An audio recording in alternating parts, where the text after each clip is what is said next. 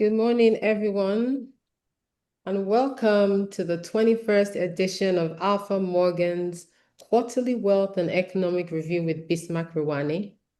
My name is Doyin Anyehe. I'm an executive director with Alpha Morgan Bank, and I'm excited to be your moderator today. Well, as we go into it, economically, Nigeria seems to be on a strong footing, as signaled by recent economic data. The NGX has experienced a highly bullish run in 2026, with all share index returning about 56% by mid-July. And then we've also seen 11 months of disinflation, showing that tools deployed by the CBN have worked. And then the CBN's commitment to consistency and orthodox tools is reflected in the falling inflation that we've seen over the past few months, stabilizing exchange rates and a rebound in external reserves. The key point, as we've seen, is inflation has eased to 15.91% in June. Core inflation also moderated to 15.92%, even though food inflation rose slightly. Our real GDP has expanded to 51.2 trillion in Q1. And then gross crude earnings have also increased to 52.2 billion by May. And as we saw from yesterday's MPC meeting, the CBN retained all monetary policy parameters, maintaining a cautious policy stance. And so all the indices look good. Our central bank even won global acclaim as Central Bank of the Year on the strength of sweeping reforms. So all of these should translate to economic prosperity for the average investor. And that's what we're here today to dissect as we listen to our speaker, Mr. Bismarck Rewane, the globally acclaimed Chief Executive Officer of Financial Derivatives Company Limited. Good morning, Bismarck. You're welcome once again. And I want to thank you. We want to thank you for always being a valuable and viable, available resource for not just Alpha Morgan Bank, but for all of us. So you're welcome, sir. We're excited to have you again this morning.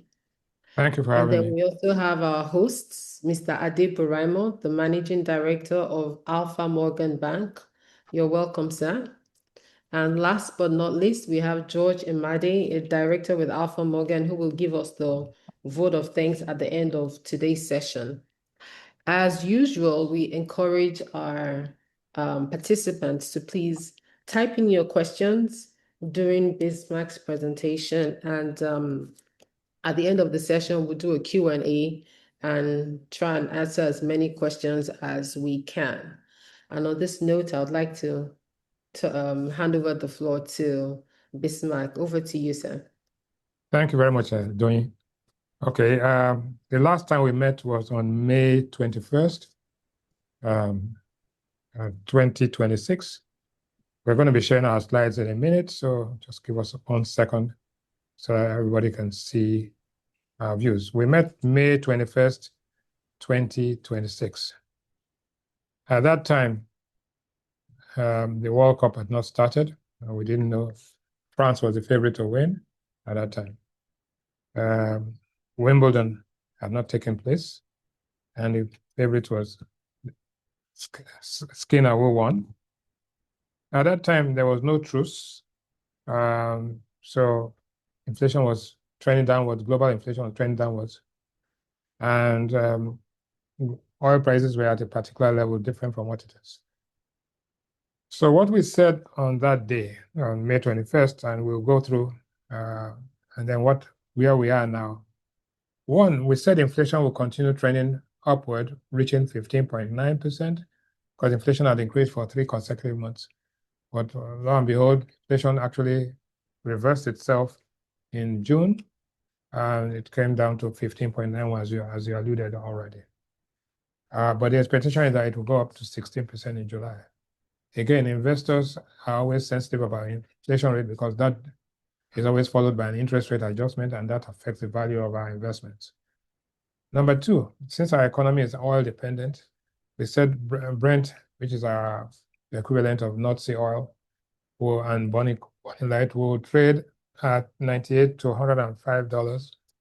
Yes, and between then and now, we saw the price of Brent drop, but then also went higher.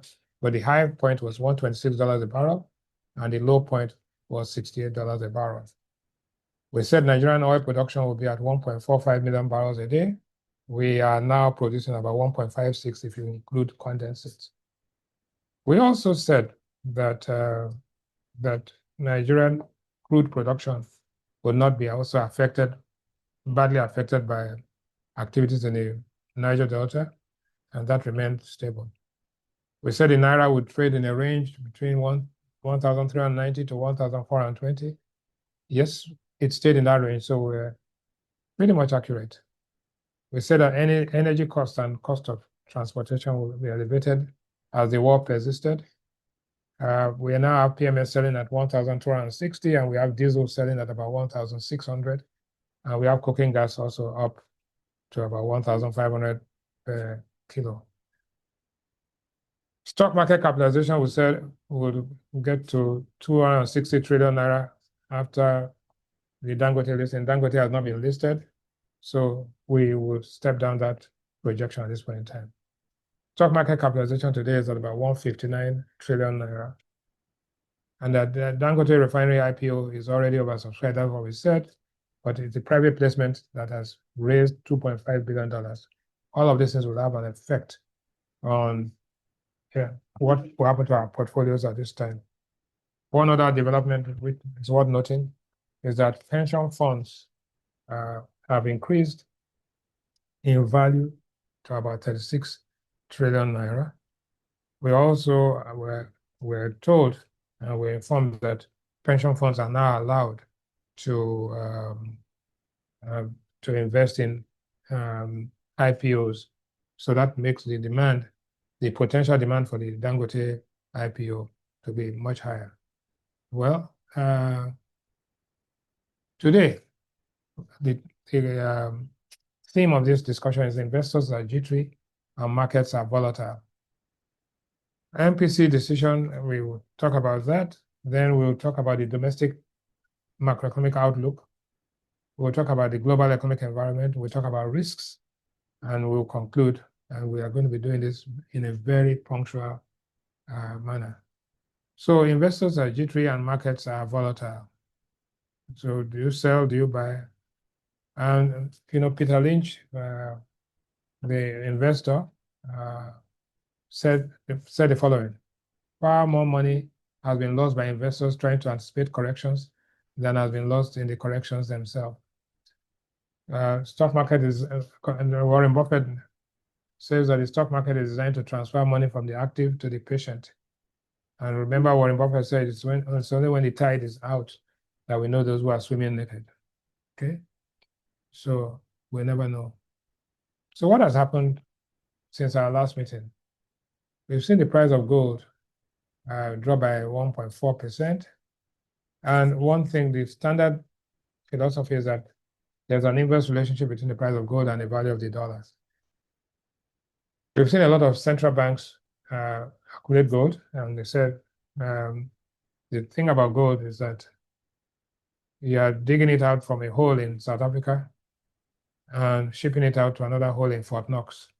So it doesn't add value to anything. It's just it preys on the fear and greed of people that you take gold, mine it in South Africa or in Namibia or in Angola, and you ship it out as reserves and put it in Fort Knox, for the U.S., where the U.S. keeps its gold. We also have gold mining happening in Nigeria, both artisanal and illegal mining. Another thing that we've seen is that diamond has the price of diamond has come down. Normally you have gold, diamond, platinum. Why? Because there are also synthetic diamonds that are being made at this point in time. So this whole thing about precious metals, because people invest in precious metals, some people invest in art, some people invest in all sorts of things. So we've seen that happen. We've seen real estate globally, real estate values increased marginally. You can see that the return year to date to real estate is about 4%. Where is real estate happening? You have seen big real estate swings, especially in California. We've seen huge gains also in New York. We've seen some slippage in the United Kingdom, and we've seen some appreciation of real estate values in Germany. So we are assuming that our investors on this webinar, on this call, are investing, they are global investors, because money has no boundaries, neither does it have any color. If you invested in the S&P 500 in the last, since we met, we've had SpaceX IPO. We have Anthropic, which is getting ready to IPO, and we have we also have AI coming up. So what I've S&P 500 year to date, we are getting 8.9% year to date. The rate of inflation in the US is about 3.6, where it's expected to go about 4. So you have more or less doubled your money if you are against inflation. Earnings growth, AI investments, and potential monetary easing could support equities. Apple is going to be releasing their results in a few days, but also they are going to be releasing the iPhone 18. They've gone to court with OpenAI, but the Bank of America and JP Morgan says that the target price for Apple is now about almost 280 or something like that, right? So Apple is trading at about 230 right now, and so that's a big one. Bitcoin is down 8%, and year to date down 25%. So again, Bitcoin is something that you have to watch. Warren Buffett says that Bitcoin is rat poison. Nigerian treasury bills stop rates are anything between 16 and 17.5. Annualized yield is about almost 20%. But if the banks place with the central bank, they get 22% per annum yield. So again, treasury bills are federal government of Nigerian risk, and you're getting 17%, where higher than the rate of inflation. The rate of inflation is about 15.9%. Okay, so where are we? Two things that are going to be driving your portfolio value, asset valuation. One is interest rates, and two are earnings. So we anticipate a defensive hold environment where central banks maintain elevated benchmark rates. In any case, most of the central banks are not likely to be increasing, because this morning we saw UK inflation surprisingly down. And of course, in the UK, we now have a new Chancellor of the Exchequer. We have a new Prime Minister. In May, Mr. Sir Keir Starmer was Prime Minister, and Bonham was still a mayor of Greater Manchester. Well, so 24 hours is a long time in politics, and definitely a long time in economics. What have we seen in terms of earnings? We've seen some interesting earnings numbers. We've seen Meta, we've seen even Lego, and we've seen Warner Paramount transaction taking place and being stopped. So what are the risks? That we have some risks, and I'll come back to that in detail. That will be that if you invested in real estate, there is a strong possibility that real estate is overvalued, overbuilt, and that normally real estate is a lagging indicator. It's only after the economy turns, then real estate begins to reflect itself. So if you are investing in real estate, especially in Nigeria, you have to be careful because of Lagos, Abuja, and Port Harcourt, what we call the triangle, the golden triangle. There'll be private placement. We saw that when the private placement of the Dangote refinery raised $2.5 billion, we saw the Naira fall, and so the Naira lost some value, and it's still trading at about 14, 20, 25 today. Tight money policy will continue. We do not expect the next MPC meeting is in September. But in September, three things happen. September is the precursor to the World Bank meetings. September is when the Dangote IPO will kick in. And September is when, of course, OPEC and OPEC Plus will making some decisions as to what the output of oil would be. Okay, so historical perspective, we have to be careful. I think it's Martin Wolf that wrote this beautiful article in the Financial Times, and they alluded to what we call the cyclically adjusted price-earning ratio. In other words, he looked at in 1929, Ivan Fisher said that the markets were properly valued, and he said use the word permanently. But 2 or 3 weeks after that, the market crashed, the 1929 crash, which is one in a century effect happened. The Dow fell by 89% off its peak in one, so you can imagine if you had a portfolio of 100 million, all of a sudden you'll be worth only 20 million. You can imagine how, and that's what happened in 1929 was that a lot of those who were around said that people were asked to start walking in the middle of the road rather than on the side of the road because a lot of stockbrokers were jumping out of the windows and killing themselves and killing the people, pedestrians. So everybody walked in the middle of the road at that time. In Asia, so in 1997, we've seen a similar thing. We had the Southeast Asian crisis. We had the currencies collapsed. One, Thailand, Indonesia, Korea, but Malaysia more than anything else. And there was a man called Mahatma who said, and there was a hedge fund that was going against the Asian currencies. The hedge fund run by a guy called George Soros. And George Soros is a contrarian currency investor. He's still around, but his company is now run by his son. And the more the Southeast Asian leaders they called him a moron, the more their currencies fell. But in all, he made about almost $12 billion, which he pledged to charity. But without the currencies and those economies collapsed, the real estate markets collapsed, the stock markets collapsed, the currencies collapsed. Another time that George Soros went against the currency was when he went after the British pound. Mrs. Thatcher called him a shark. And the more she shouted out at him, the more the British pound fell. The British pound lost almost 40%. And he made about almost £5 million from that speculative move, or what they call hot money. And Mrs. Thatcher lost her job in the process. So here we go again. George Soros is old now, but his son could be doing the same thing. In the year 2000, we had what they call the dot-com boom. And when it collapsed, the NASDAQ fell 78%. I'm using all of this to alert you that what goes up could go higher, or what goes up, more likely, under the laws of gravity of Newton, will probably go down. So, and trying to, Peter Lynch said, if you try to time the market, you're just wasting your time, right? So, and that happened.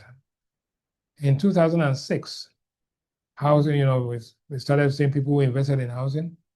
There was a lot of profit taken, and if you bought a house for say $100,000, after a while the value of the house became $200,000, and your mortgage was $100,000. So you now borrowed against the increase, and that's what was called the subprime mortgage.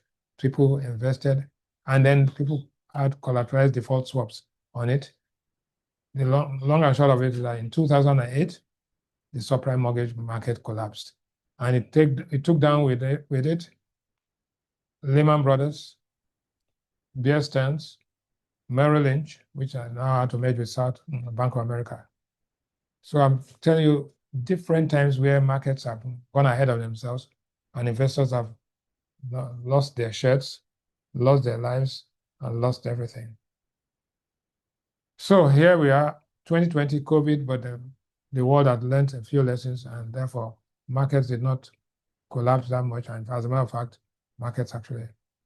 2022 inflation surprise yield turn, and we had in 2022, we had what we call the Silicon Valley Bank and all those other things, and the emergence of cryptocurrencies.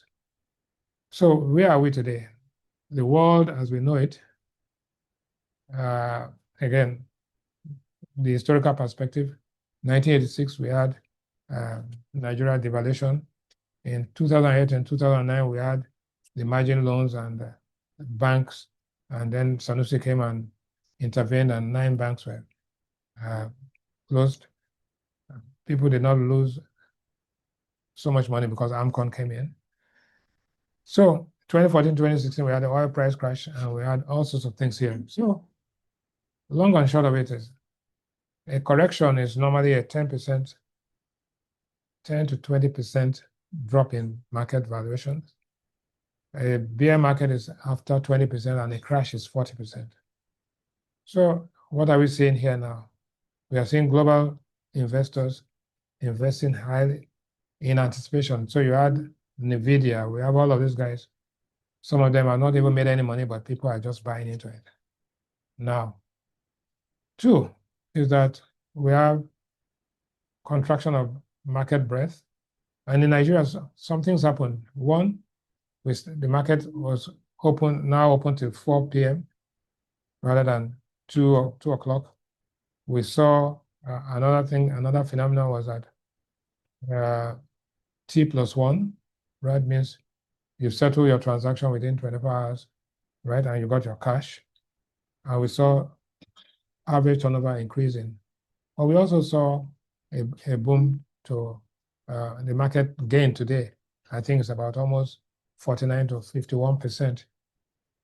So if you adjust for currency valuation, Nigerian stock market has done better than most other markets. But there's what we call in economics, what we call demand and what we call effective demand.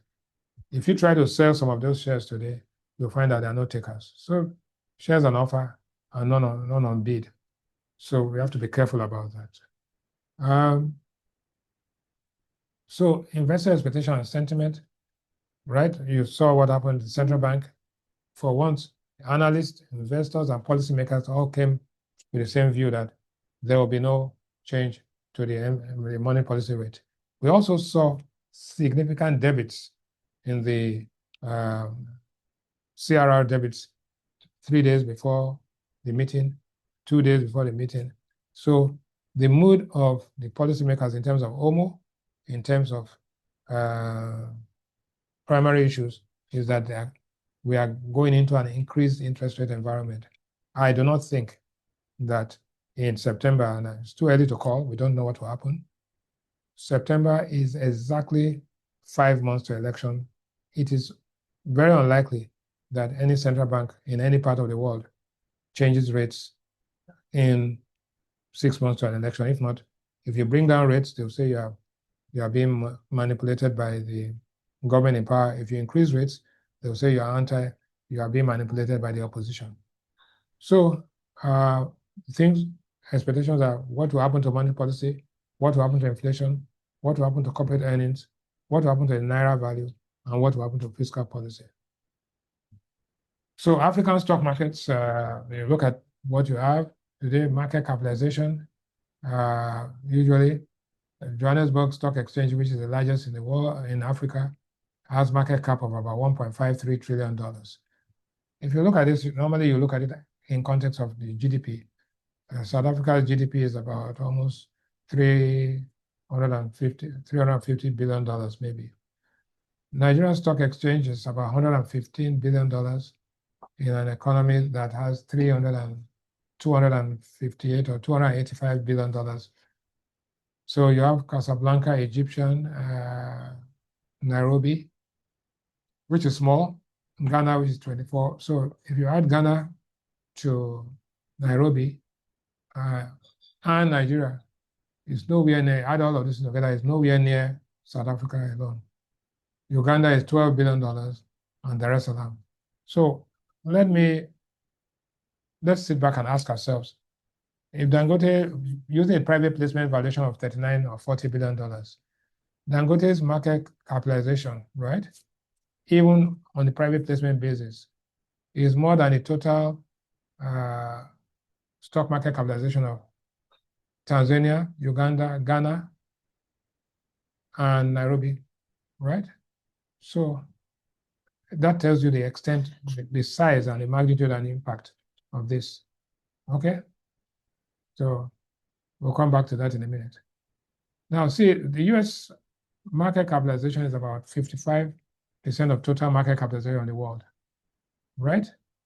So right now, total equity market cap in the US is $74 trillion. $74 trillion. US GDP is about something like almost $25 trillion.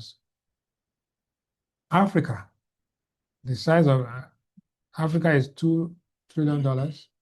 That is the size of the equity market, all put together. 2.7 the size of the US market. So Africa is a decimal rounding point compared to your $2 trillion in the US alone is $74 trillion. And Nigeria is $115 billion. It's a drop. So what we say about Nigeria, if you say we are the giant of Africa, we are going to fight, talk about people going to fight in South Africa, the senators are speaking. Look, the world, they will shut you down and write you off, and nothing will happen. You just, right? So let's not get carried away by self-idolation. So when you look at cyclically adjusted price earning ratios, and you look at that, you see some of the stocks are quite interesting. MTN Nigeria is typical price earning ratio, straightforward, 12.8. When you do a cyclical adjustment, it's 18.2.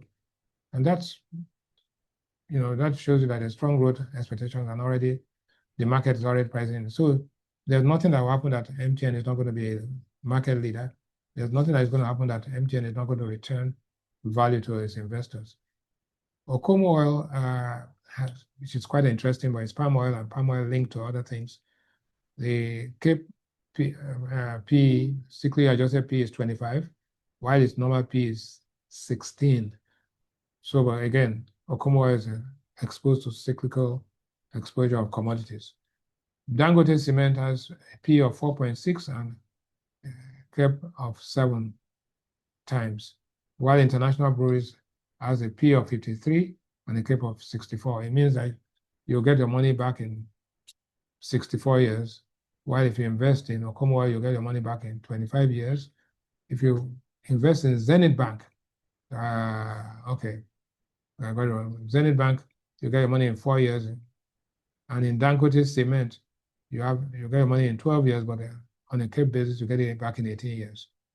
So what do you expect? How do you expect these companies to grow, and how will their market share? Are they dominant? MTN is dominant. Zenith Bank is the leading player. International Breweries is a French player in the brewing space. And Okomo Oil is actually, Okomo Oil and Presco are dominant players. So if you invested 100 million in Nigerian equities some time ago, if you bought MTN in December 31st last year, you would have invested about 16 million naira. The value today is at 26 million naira. And your return, your gain, is about 63%. Right? If you invested in GT Bank, you would have made a gain of 42%. And that is not to say that we're not asking you to start jumping in and buying them now, because if you buy at the top, you can only go down. So you have to be careful. This is an academic exercise right now. If you bought Oando, you would have lost to 1.5%. Dangote Cement, if you bought it, you would have made 71.9%. Well, in the last 1 week, First Bank has gained 60% in 6 trading sessions, which is 10% every. So again, banking stocks you got to watch out for. Nigerian breweries, if you bought it, you made no money. That is, you had minus 0.4. And Okomo oil, you have made 29.5. So generally, if you took this portfolio and invested across it, you would have made 34.2% return, right, this year. Well, okay, inflation has been 15%. So you have outperformed inflation by about almost 17%. The Naira appreciated by almost maybe 2%. So if you brought dollars in and invested in the stock market and took it out, you would have made some money. So that's a typical example of carry trade. So the interest rate environment we're in, if we look at 6 countries here, and I discussed this on channels last night, 4 of them, US interest rates, we expect it to stay same, no change. We're having a meeting in another 3 or 4 days. Ghana is expected to hold, and Kenya is expected to hold. The UK, we expect it to hold, because there's a new chancellor. South Africa will increase, and I think inflation increased there. And ECB, we're expecting a hold. Okay, so CBN has held everything maintained status quo. Immediate reaction to the MPC, markets are not that efficient, but you'll find that some stocks, MTN gained 0.91, Dangote Cement fell minus 1.24, and First Oco fell 0.47 as a banking stock. 5 out of the heavyweights across key sectors closed completely flat, but it's too early. It takes more than a day for markets to digest. And most of the pension funds, who are the institutional investors, are holding their fire because they want to buy into the IPO, which is one in a decade opportunity. Okay, impact of MPC decision. So too early, but we think that no change in interest rate environment between now and September. September, like I said, the World Bank meetings are taking place. The Dangote refinery IPO will be taking place. And it will be 4 or 5 months to election. And we don't know what's going to happen there. Now, earnings expectation, we look at telcos. The average revenue per user is about 6,410 per month, right? The EBITDA of MTN is quite strong.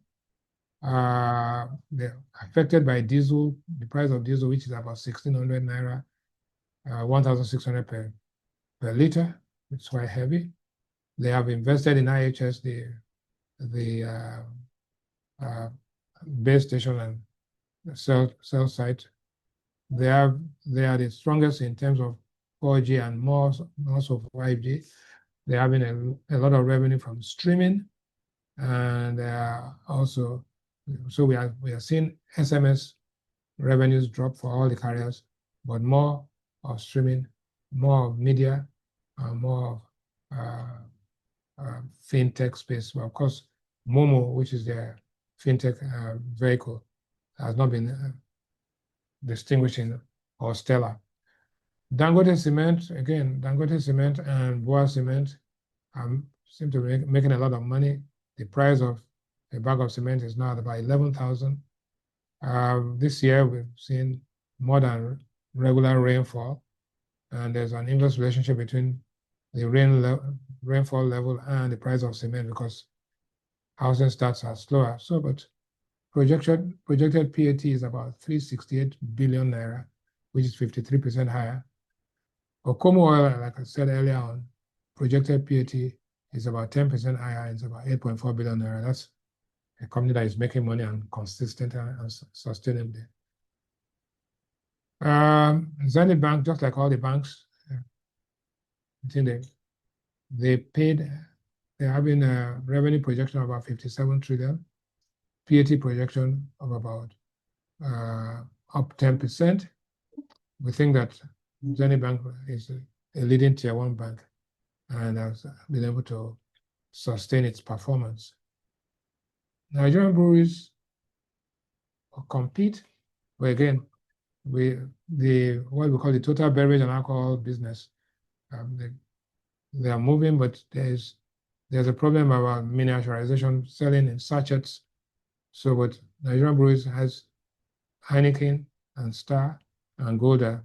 Those are leading brands. They have Legend, which is a stout brand, which is not doing too well, but they are competing against Guinness, who have Guinness Stout, and they have some other ready-to-drink RTDs as well. But those two should be able to do very well. that is Nigerian breweries and Guinness. So Nigerian equities market, we expect some selling and rotation of portfolios as people begin to take money off the table to invest in the first private placement, secondly, the IPO, and that's going to push things. So again, this is tide that will not lift all boats, and some are going to go down. Banking stocks, because of the central bank governor made it very clear yesterday that the forbearance that they gave the banks during the COVID period is over, and it's not going to go back to it. So the banks have to now do things about their loan to deposit, not loan to deposit, their non-performing loan level. Once it's above 10%, they cannot pay dividends. So you find that out of 10 banks, only 2 or so declare dividends. But we have half-year numbers are beginning to show that some of them, but nobody will allow them to declare dividend until the central bank does their stress test on that. So we have to look out for speculative investments and fundamental investments. Number 2, indicators. Here, if you look at all the indicators, almost all of them are in green. 91-day treasury bills, money supply growth, 182-day treasury bills are all going to Q3, all positive. All share index, stock market capitalization. The one that is worrying is inflation, which will increase in July, but then begin to moderate thereafter. GDP growth as well. Sectors that are expanding, ICT, financial services, agriculture, transport, crude oil. Those that are contracting, mining, quarrying, tourism, and hospitality, you can understand that because of insecurity, and construction because of the rainfall. Real estate slowing, but still, you have to be careful about that. Trade and retail is tied to what we call the exchange rate thing, and education is slowing, but that should turn around because there's a shortfall in education in Nigeria, and manufacturing is also slowing. What do we have? The inflation outlook, I've already discussed that. We'll go forward. So there are factors that are exogenous to the economy and those that are endogenous to the economy. So what we see inflation, we see transient factors, which is oil price movement and harvest cycle. But structural, you see what you call the core inflation is flat, and therefore some structural issues have to be addressed, but it's not going to change. So the central bank is not going to be in a hurry to bring down rates, and so the monitoring, because there's a strong correlation between the interest rate environment and the value of the naira. So inflation, causation, and correlation. Here we have currency depreciation, number 1, money supply growth, 8.39. Price of petrol has gone up again today, and diesel, 1,600. Logistics costs, but there's a time lag between when petrol prices increase and when it affects transport fares. Another thing that we have to look at is wage review.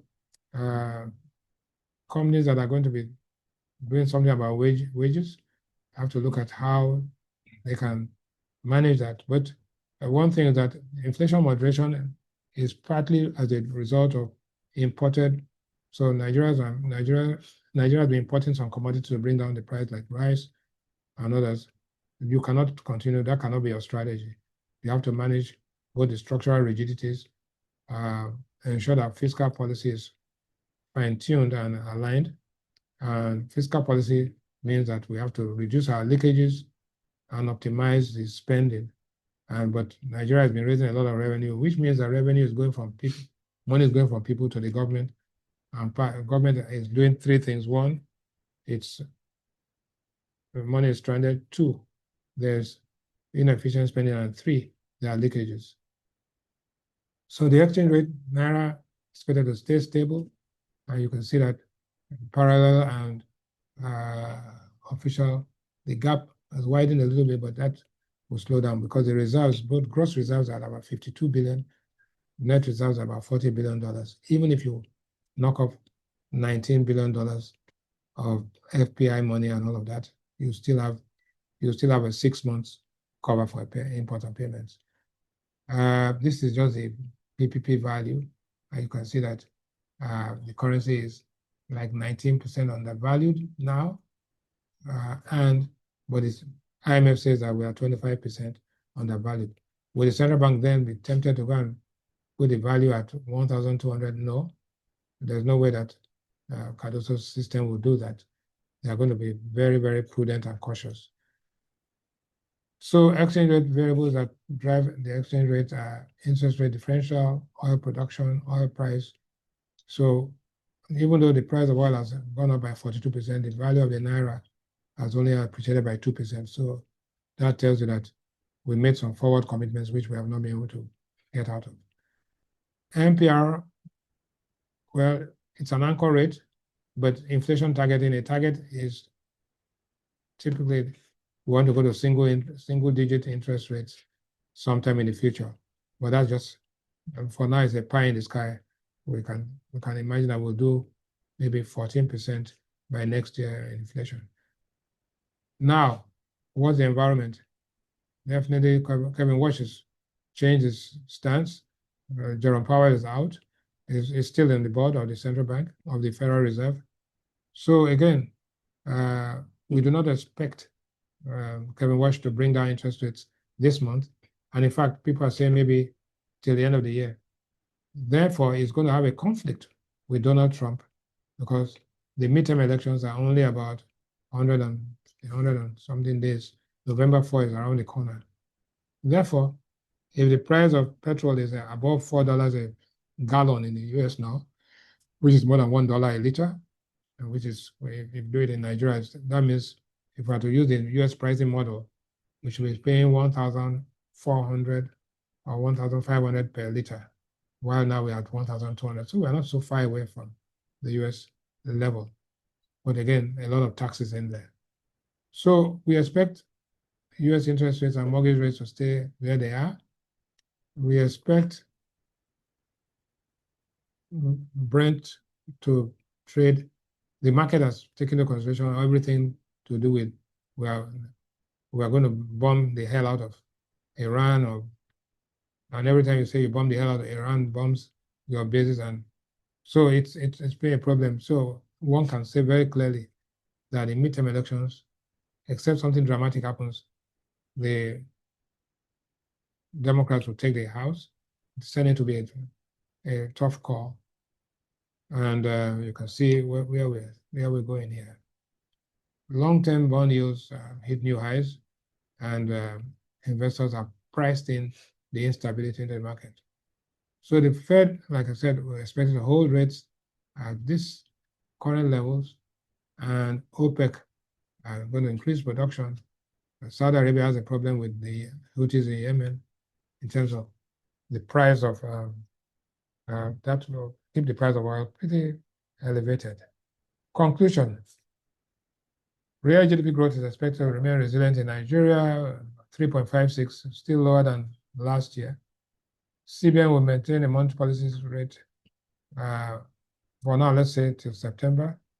I don't think they will change anything after that, too close to election. The last time the rates were changed prior to an election, the incumbent lost, but that was the other way. The rates went up, actually.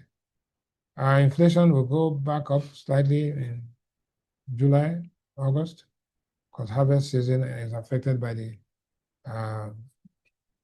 flooding and the rains and insecurity. Naira will be stable at about 1,400, so don't go around selling or buying dollars to keep in your safe. If you're buying dollars, you're buying for the IPO, the private placement only. Brent will remain elevated at about 80 to 85, not more than that. Energy costs will remain pretty, we think that PMS will be at about 1,300. The problem now is that Dangote, even after renewing the oil for crude for Naira swaps, is getting only 20% of what he asked for. So he has to go and buy crude from outside Nigeria in dollars to sell to Nigerian retailers in dollars. Increased government borrowing and signaling a growing debt service burden. There's a problem of debt in Nigeria. There's a problem of poverty. and there's a problem of insecurity. All of those things are long-term plays. Thank you very much. Going over to you. Thank you, sir. Thank you so much. Always insightful as usual. And I'll just go straight to the questions. We have, by the way, we have over 770 participants on just Zoom alone. So I imagine we're probably about 1,000 by the time we add YouTube and the rest. Really? So this is reaching a very wide audience. Thank you, sir. So let me go to Oluwole's question. And his concern, which is what most people's concerns are, is that we always seem to like celebrate when inflation falls, Naira stabilizes, GDP grows, and all of that. But that Nigeria appears to be at a critical crossroads. And even though inflation may be moderating and all of that, households still feel significant economic pressure. And so, what are the 2 or 3 structural reforms that you think, if implemented consistently, would most fundamentally change Nigeria's economic trajectory? And also, what do you think that entrepreneurs, what did he say here? What do you think, what economic indicators should a Nigerian entrepreneur watch most closely to make better investment and business decisions in light of all of this? Okay, thank you very much. I think first and foremost, let's go back to the basics and try to understand and appreciate what inflation means. Inflation measures the rate of increase in prices, right? And so if you, let us say you bought a loaf of bread last year, you bought a loaf of bread for 100 naira, and then the following year, the price of the loaf of bread was 10, inflation was 10%, so you bought, it now became 110 naira. If the rate of inflation goes to 5%, it doesn't mean that the loaf of bread will go from 110, go backward. It only means that it will be 5% increase of 110, right? And it's a basket. So inflation measures the rate of increases rather than just nominal prices, 1. 2, there are factors that lead to inflation, one of them being money supply, the other one being wages, and the other one being productivity. What has happened here is that we had a wage review 3 years ago, where we went to 70,000 from 30,000. Now, some states are saying we should go to 100,000 naira, right? Some of them have not even paid the 70,000, they're talking about 100,000. So there will be a wage adjustment sometime this year, right? And that will also push inflation up. But the question you're asking at, when will government policies translate into improved welfare for the people? The way to look at it is that every time an increase in revenue is not the same thing as an increase in growth. The federal government of Nigeria seems to misunderstand that fundamental principle. An increase in revenue is necessary to achieve growth, but it's not sufficient to achieve growth. For you to achieve growth, you need revenue increase, efficient spending, you need increase in investment with a multiplier effect on output. So those things, you cannot have what we call an asymmetric view of the growth trajectory or growth equation. So it's very simplistic at times to look at it and, oh, what can you do? I can understand that people are worried, but it takes a few years for economic policies to translate into economic output.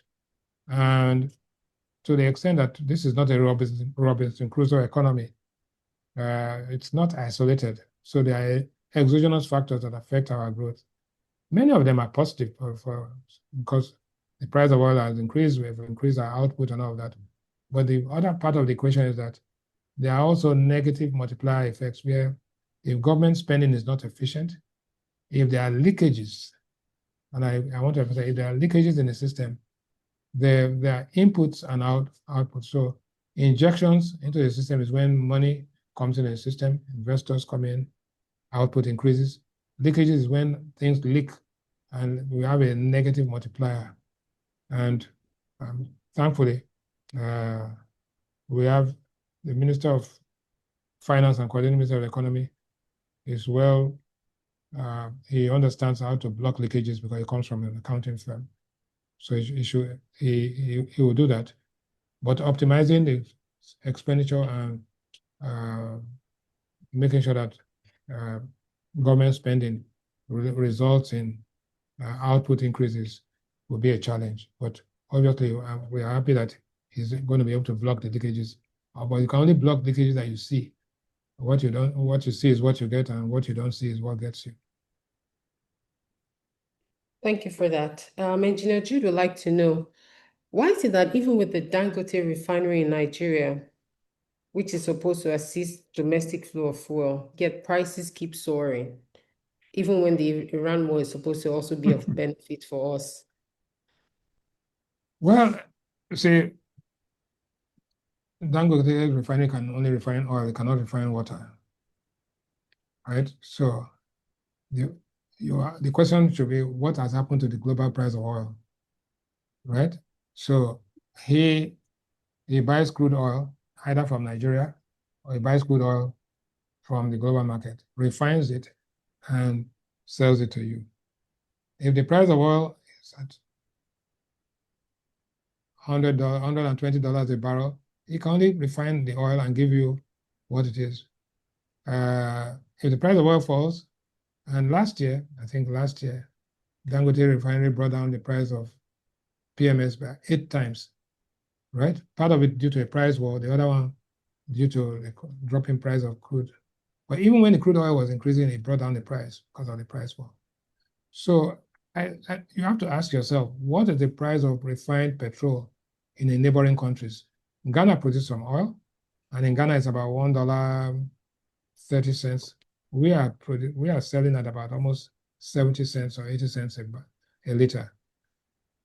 So one, two, Dangote can only refine the oil that is given to it. So he is asking for 14 cargoes a month. He gets 3 cargoes. So the only way to keep his refinery in break-even production is to go and buy crude oil from Angola and other countries, and he's selling it at that price. So there's no way, you see, like the slides of yesterday showed, that if you don't pay your dues, you join the queues.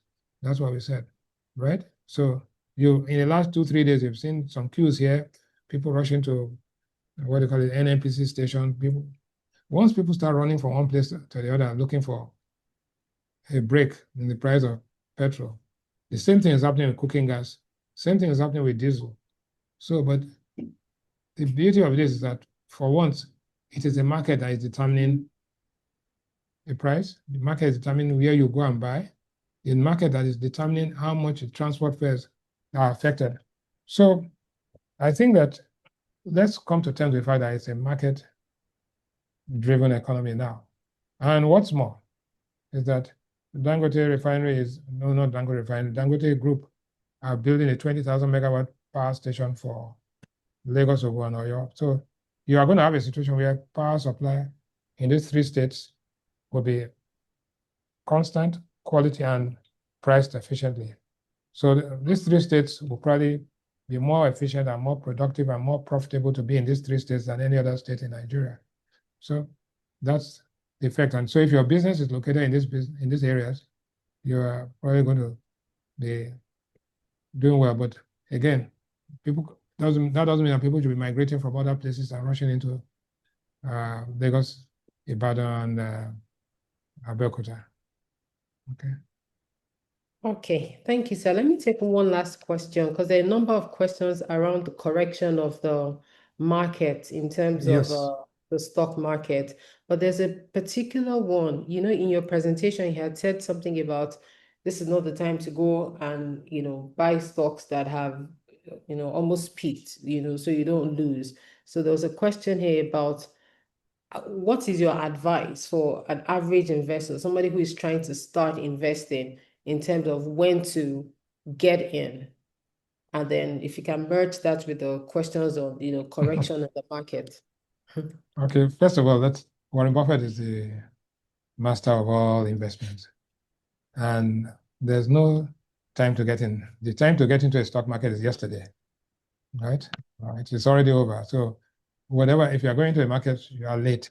So they say better late than never, right? So let's have that clearly. Two, uh, there are momentum traders, there are speculators, there are all sorts of things. If you are going to invest money that you cannot part with for the next 5 years, don't go and put it in the market, right? So you are in for a penny, you are in for a pound, right? Warren Buffett says that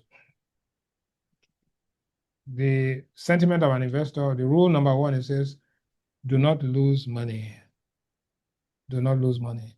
And rule number two is do not forget rule number one. Okay? So you try not to lose money, but you don't make money.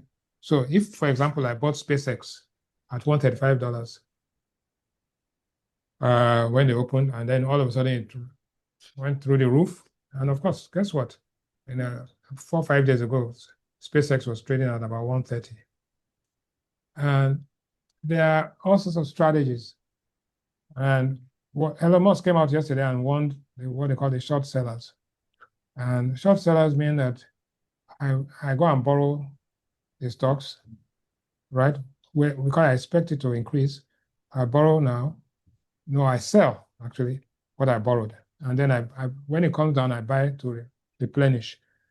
So those guys who brought the stock down, right? They had sold SpaceX when it was 150, 160. Then they went back and bought it at 130. So they made like a $30, $40 gain. But that's not a gain for the faint-hearted, right? And Warren Buffett said it again that it's only when the tide is out that we know those who are swimming naked, right? There are some people who have been going around buying some banking stocks only to find out that there was no dividend, and then they started selling it. So the thing is that you have to look at fundamentals, right? And we talked about the cyclically adjusted price earning ratio. If a company is a dominant player in its industry, if that industry is consolidating, if that industry's growth rate is faster than the growth rate of the economy, then you are safe to go into that industry. Let us use telecoms, for example. Telecom sector is going at about 12%. The economy is going at about 4%. Telecom sector, a dominant player, number one player in that industry is MTN, number two is Airtel. They are leading. They have the capacity to invest. They've invested over $1 billion or $2 billion in 5G, 4G, and other things. So you cannot go wrong in that kind of industry. Okay, what's happening now? Diesel price has gone up, but okay, to come down. Tariffs are there, but from time to time, I want you to just look at MTN's numbers, look at Airtel numbers, look at the Commonwealth Oil's numbers. We talked to you about those things. So you're not going to make money like a bandit overnight, but you're not going to lose money.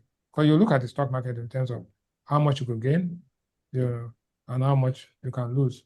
So I think that's the technique. Don't go in as a momentum trader trying to make money, overnight.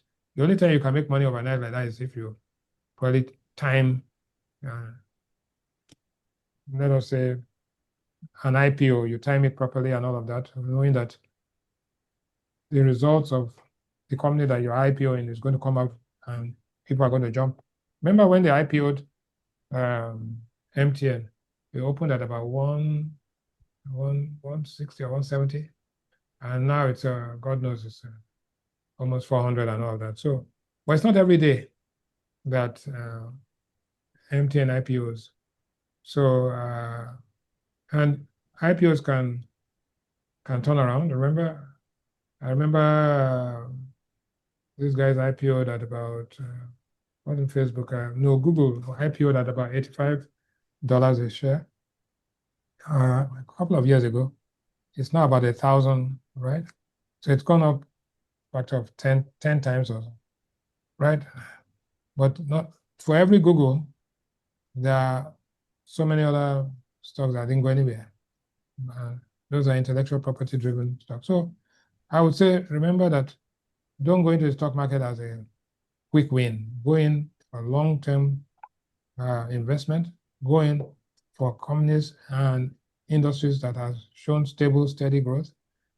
Go in for companies that are well managed, because if you look at these companies we're talking about, they have strong and deep management. And go into a stock market where the economy has shown resilience. I cannot make any comment about that. I think Nigerian economy has shown signs of resilience. And so far, over the past 20 years, Nigerian economy has been able to limp along. And also, after certain things happen, after major investments, like what we've seen at FAJ, we've seen BUA, we've seen Dangote Group, we've seen MTN Group. There are some very, very strong and sound, solid companies in this market. So, but also there are all sorts of small companies that we don't know who they are. So you have to be careful. Buy the things that you know. Don't go and start buying fly-by-night, overnight sensations. Thank you, sir. Thank you very much. I would like to, at this point, welcome our hosts, Managing Director and Visionary, Ade Braimo. You're welcome, sir. Over to you. Thank you so much, everybody. I am really excited. 784 attendees, interesting. Money, time is money. We might likely have to close